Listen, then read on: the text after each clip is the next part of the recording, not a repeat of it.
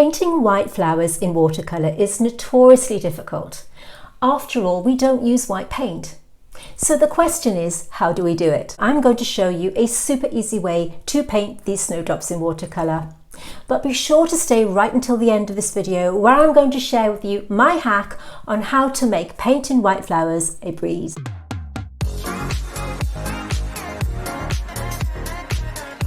But let's do a quick run through of materials. I'm using Rowney mixed media paper. Got my watercolour chart here to match my colours, my paints to the side, clean glass of water. The brush I'm using today is a number 3 size sable spotter from Rosemary Co, and I will put all the materials used in the description box underneath this video. I'm going to be working from a reference photograph which I will put up, and the line drawing to this in the Facebook group. Again, I will put all the details at the end if you want to join in. But for now, let's get all these colours on. On my palette, I've got 2 greens mixed.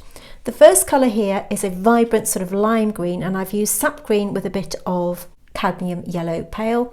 And here we have cadmium yellow pale with French ultramarine. So I'm going to just put this on all over the stalk here and any vibrant green area that I will have, and I'm going to speed this up for you.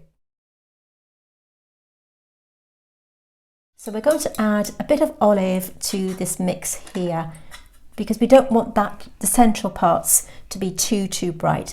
This is a number 2 size brush, and I'm going to just put this colour here where we have the green parts of the flower like this.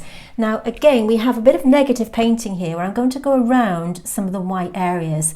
We don't use white paint in watercolour, so it's all about assessing tonal values to get the colours that we need. I'm going to put the reference photograph for this within the Facebook group that we have, so do join up and have a look at the reference photograph, but I will put it through at the very end of the video too.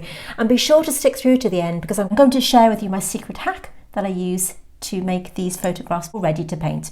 So for now, I'm just going to apply this colour where I feel it's needed. Because I want this bit here to have a soft edge, I'm cleaning my brush, I'm patting it on my kitchen towel, and then I'm using the outside edge of the damp brush just to pull that colour like that. Now I'm going on to this part here where I'm going to do the same thing. I'm going to do negative painting, so bit by bit.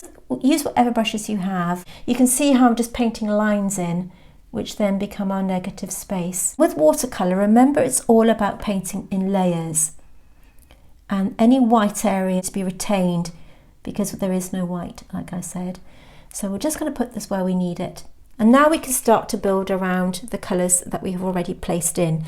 So what I'm going to do now is go back to my original green colour and have a think about where I'm going to put the darker colours within the colours that are there. I'll put the darker colour here,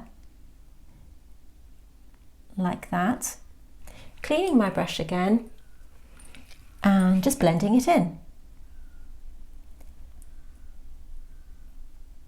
We're painting wet on dry today, so that just means that you have more control over your paint. I'm going to continue this process, speed it up.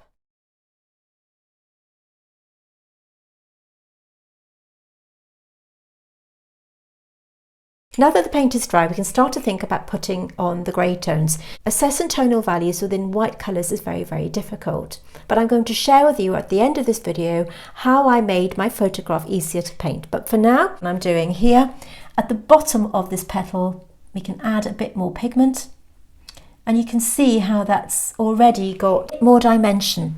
I'm going to just add a little bit more, and I might add a bit of green to this mix actually, just to take some of the greyness out of it.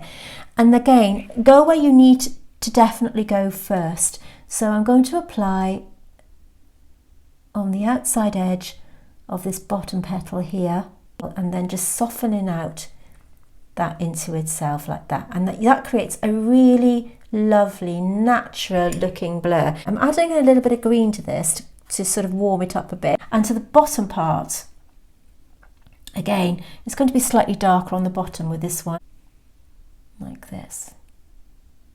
I'm going back to the cooler tone within my palette, and I'm working around like this. Facebook group is called The Wonders of Watercolour, so it's at The Wonders of Watercolour. All you need to do is ask to join. You can then post your own paintings on there. Now here you can see me negatively painting again, so I'm painting in a line leaving a gap and painting another line like this.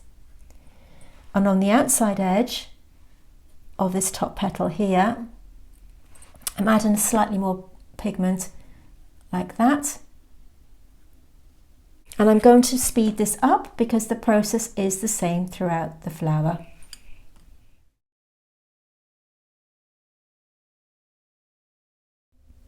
So you can see already how these snowdrops are taking form and beginning to look more three-dimensional.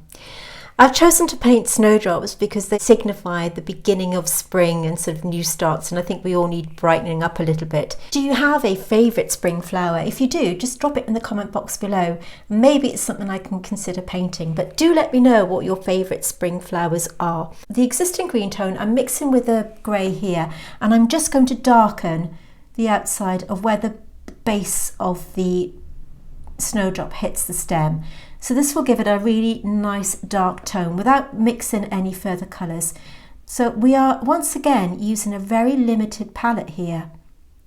So if you don't have a lot of paints within your selection, don't worry, you can usually find the colours that you need within the palette that you already have. So it's all about making art accessible to everybody. You can usually mix the colour that you need. It's all about creating illusion, and just use your existing paints to go through bit by bit where you think you need to enhance these greens. For example, I'm going to just put a little bit of the darker colour here and just work your way through. I'm going to just add a little bit more of the original green mix onto this bit here, and then you can just carry on working down section by section.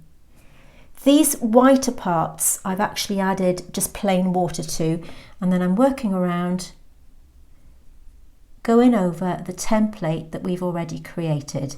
I'm going to do the entire thing speeded up.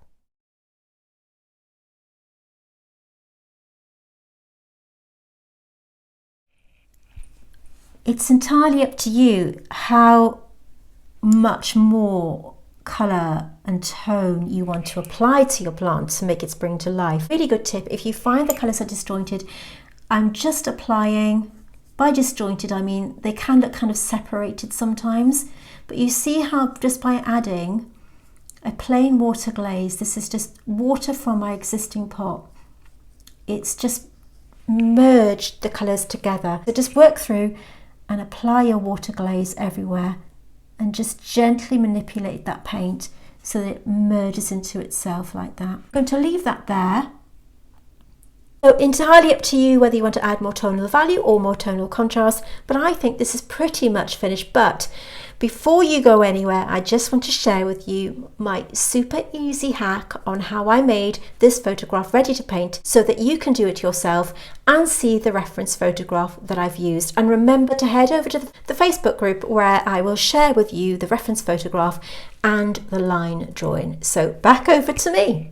Let me share with you my hack on how I made this photograph easier to paint. Here you will see the original photograph that I'd taken with my mobile phone. Now, while it looks really cool on the black background, it doesn't make colour assessment very easy. But by simply taking the background away and placing these white flowers onto a white background, it makes tonal assessment so much easier. By comparing the two together, you will see here that the white background makes tonal variations stand out, making the photograph so much easier to paint. If you'd like to know how I did this, then click on this information card on the top of the screen right now, where I'll show you how to do it in easy steps so that you can make your own photographs easier to paint. If you like this video, then give it a thumbs up. It's a way of letting YouTube know that you like me, and I'll see you next time.